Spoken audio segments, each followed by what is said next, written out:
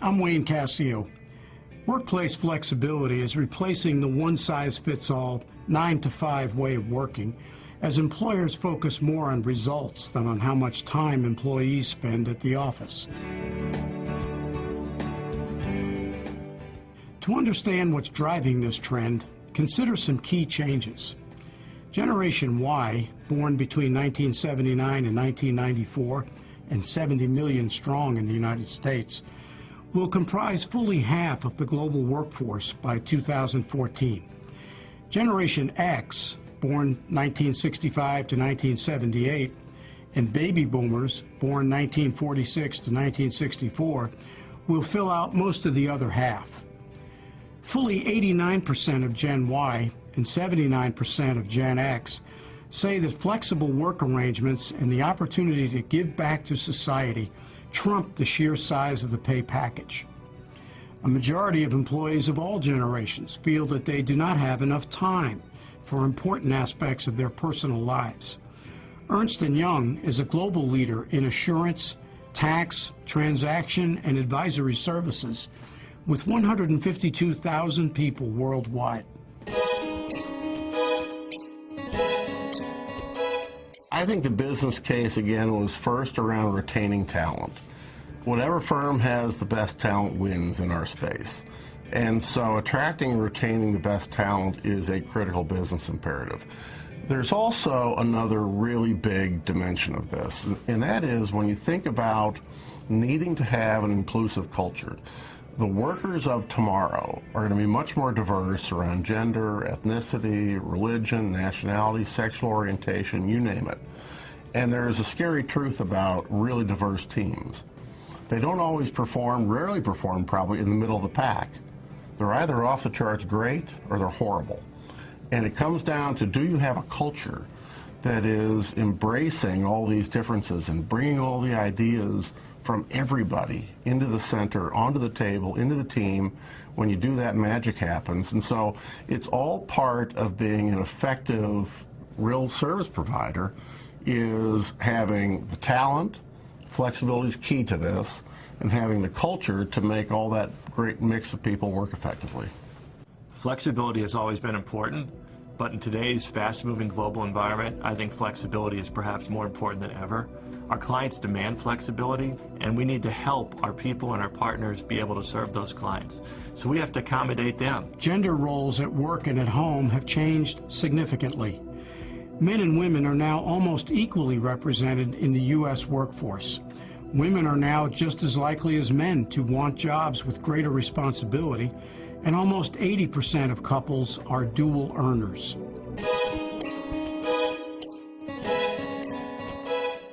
About 26 years ago, long before flexibility was cool, I come home in the middle of our busy season, and my wife says to me, I think our then 2-year-old would really benefit from this thing called Gymboree or something like that, these baby toddler classes. And I said, that sounds great. And she looks at me and says, and I think you should take him. It's 9 to 11 in the morning. And so, I just went to all of the partners I worked with and all the teams I worked with and said, you won't see me on Wednesday until noon. And so I started just doing it on my own, and I realized how important it was. When Jim Turley became the chairman in 2000, he continued the work of his predecessor, focusing on women and their needs for both flexibility and more formal flexible work arrangements. Yet he also expanded the goal. Jim wanted flexibility to be accessible to every person at Ernst & Young. Under Turley's leadership, the firm changed. If people wanted to work different schedules, Ernst & Young stopped asking them why and started asking their managers why not. Flexibility became more of a right for all, not just a privilege for a few. The results were dramatic. A year later, Ernst & Young retained far more women. It also retained far more men, not to mention the highest performers in both groups. And you ask yourself, is it better to have a flexible culture and keep all the great talent in the firm and use it as a vehicle to attract and retain more talent, Or do we want to keep the more rigid ways that we used to operate in and have people walking out the door? We'd rather have 75% of someone's time than no percent of their time. Ernst & Young provides us with laptops. All employees have laptops. And also we have the ability to choose between a BlackBerry, an iPhone, things of that nature. So we can really work on the go and work at our own pace wherever we can and wherever we need to. It has enabled us to get big groups of people together without having the excessive cost of travel, but also without the burden of that schedule to our people. So by providing video conferencing, we can have a meeting with Japan, Germany, USA, Australia. Flexibility sometimes is hard because it can come off as me as an employee, I can work 24/7, right? I have a laptop and I have a smartphone, so I can take work with me all the time. I think it's important, though, that both the employer and the employee have open communication in terms of expectations and what they would need the employee to do. So flexibility means different things to different people. It doesn't always mean do whatever you want. It really means do whatever you want within the context of a team. Every team doesn't do their flexibility in the same way. It's about the creativity at the team level to figure out what it is you need and how to serve our clients in a high-performing way. I've been here a long time, and people wanted it a long time ago as well, but people really didn't talk about it as much. Now you'd find that even our partners talk about it in addition to staff as to wanting to make sure that their workload is manageable, that they can have full lives outside of work. I was recently in Brazil, and a manager on a very large account there was sharing with us that he really wanted to have a different type of flexibility for his staff. However, he wanted to stagger start and stop times because the standard commuting time is such a crunch. And he set up a plan, went to the partner, and he said, I would like to propose a new modern way of doing this engagement and a new way of working. And the partner said, to be honest, I'm just concerned. I don't think that it can work. We've always done it this way. I don't think it'll work. I think the client will be very unhappy. And he said, actually, no, we've been working this slightly modified schedule and getting all of our work done plus for the last few months. And it's been working, and the client is quite pleased. People that I know in high-performing jobs, they value flexibility very highly. I have 2 kids, and I do like my job, and my job requires travel and flexibility towards my clients.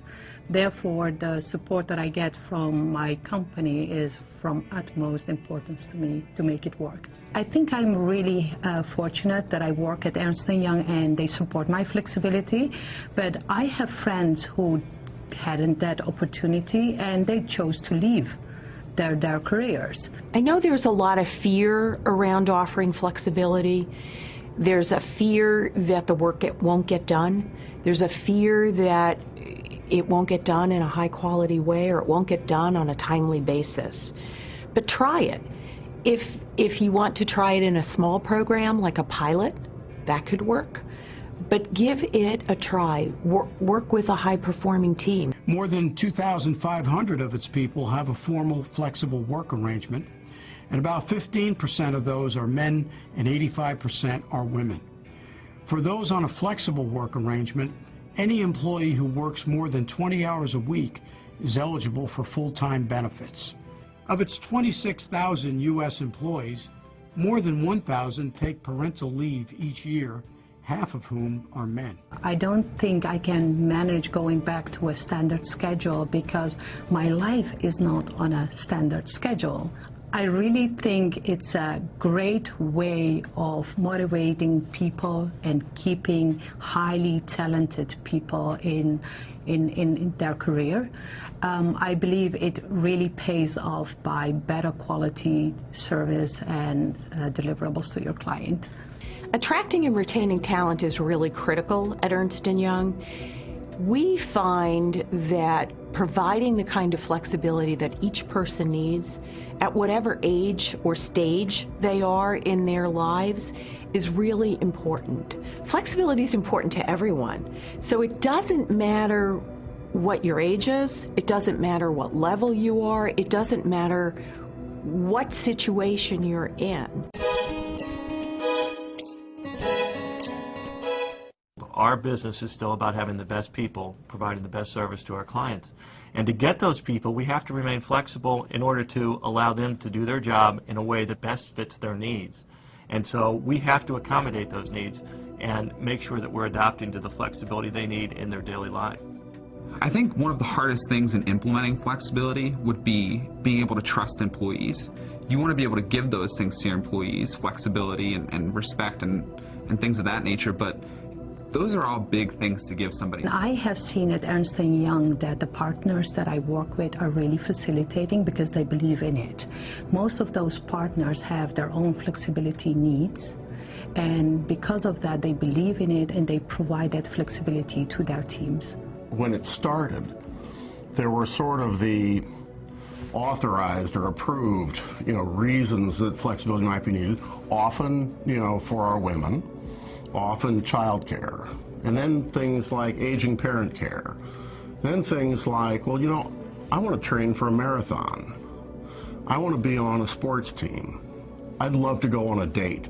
All these things came out, and people realized that we could accommodate life and still be high performance culture and serve our clients well. I think that there is an extra challenge with dual career couples because we both have our schedules and those schedules don't always align, and you still have the same kids that need to be fed and put to bed at the same time. So we always have to create sometimes weekly, sometimes daily schedules. As both I and my husband travel, we have been in scheduling nightmares. So I travel from Monday till Wednesday and my husband travels from Wednesday till Friday. One of the early obstacles we faced is whether our people believed that we were serious. You have to actually believe it, as leaders, and be consistent in enforcing it. One of the things that we really fought and realized we had to convince people was the tone at the middle. Because, anything that might be said at the top of an organization of 150,000+ people could be blocked in the middle, and then our younger people wouldn't get the benefit of it. And so it was really a matter of getting everybody in the organization to think about this in the same way. Just 2 weeks ago I took vacation, and building such a strong connection and relationship with my team, I was able to take that vacation and not necessarily worry about projects that were underway and things of that nature. And actually last week one of my managers had a baby, and so he's going to be out for the next 2 weeks, and so I've kind of served as the point of contact with clients. And I think because we've built such a strong team and a strong relationship, we've been able to achieve goals and achieve what is necessary. We vary our meeting times because it's not fair that one team always get up at 4 a.m. or one team always has to attend a meeting at 11 p.m. So we always rotate the meetings that one area gets a little more convenient. More than 200 Ernst & Young partners, principals, executive directors, and directors are currently on some form of flexible work arrangement. To date, more than 200 people have been promoted to partner, principal, executive director, or director while on a flexible work arrangement. We just recently went through promotion cycles for the most highly ranked promotions in the firm to partner and principal and whatnot. And more of those people, women and men, were promoted even while on formal flexible work arrangements than has ever happened before. And so it's happening at all levels. Well, you have to model the behavior. I mean, if you're not, if the younger people think that this is all words and not actions, then it won't be successful.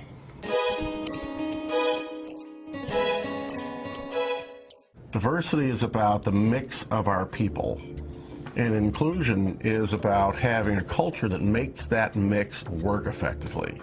And so we think about it differently. We have different programs and initiatives on both dimensions, and we're accountants. We measure things, and so we hold people accountable. Here, we want to make sure that we have as diverse a population as possible to represent not only the global markets and our clients, but also the diverse thinking and technical aspects on clients. The cultures are wildly different in different places. The cultures of flexibility are different. Laws are different. Social norms are different. What we have pushed all of our geographic business unit leaders to be is be the best in your culture. And so whatever you do, don't lag, because it's about talent, it's about winning, it's about having the right teams to face our clients, but not trying to force a Western culture or a U.S. culture in Riyadh or in China or in other places. It's be on the front foot everywhere, and then we hold them accountable. One of the things that's been interesting in our journey here is, we try to maintain a heavy dose of humility in this, because all companies are wrestling with the same thing. And we talk to others and learn from them the same way they learn from us, and so we're sharing ideas, and it's really important. The other thing that I would say has been a big help to us is be transparent. Clients also understand that, again, people first doesn't mean we make every decision for the benefit of our people. We're a high-performance, client-focused organization. If a client's in the middle of an SEC registration or a big M&A transaction, all hands on deck. We're going to take care of them. Some of the most important innovations we've made didn't come from this head, they came from their heads. And so nothing bad happens when our people bring ideas to us. Put flexibility in the hands of your people. Ask them what could work for them. Ask their teams what could work for the teams. And then let the people come to you with the ideas. Have them think about what could work for them, as opposed to you as the leader, the boss, trying to figure it out.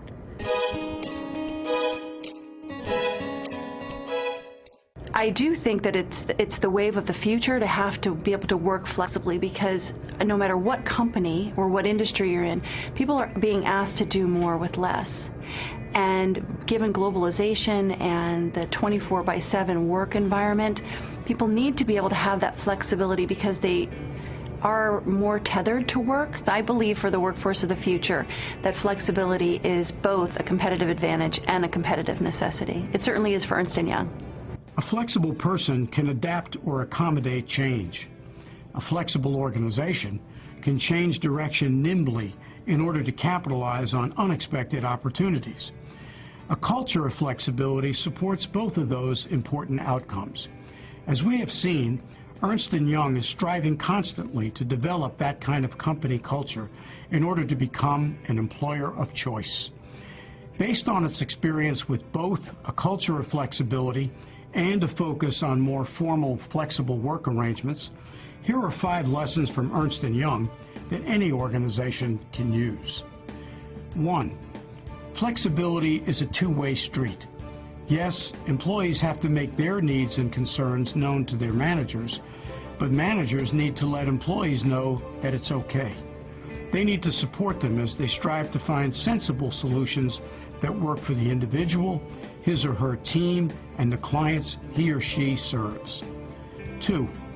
As a leader, it's up to you to initiate a conversation, to discuss how accessible and connected you want your team or direct reports to be. Staff members are unlikely to begin that conversation because they don't want you to misinterpret their question to mean, "I don't want to work hard," or "My career is not important to me." 3. Call a meeting or have a 30-minute conference call to develop a contract with your fellow team members or direct reports that addresses clients' expectations and deadlines, as well as team members' needs. 4. Encourage teams to use team calendars to track key personal appointments, commitments, client deadlines, and other flexibility needs. 5. As a leader, always remember that people will watch your behavior closely. perhaps more closely than you may expect. If your public perspective on flexibility is inconsistent with your actions, people will imitate what they see. Flexibility is neither an achievement nor a reward. It's a way of life. It does not mean working less, but it does mean working differently. Finding solutions that work for employees, organizations, and customers or clients is an ongoing challenge. Ernst & Young shows that it can be done, but that the journey has no finish line. To get started, all it takes is an open mind, a willingness to listen, and a commitment to follow through on creative ideas. Isn't it time to get on with the job?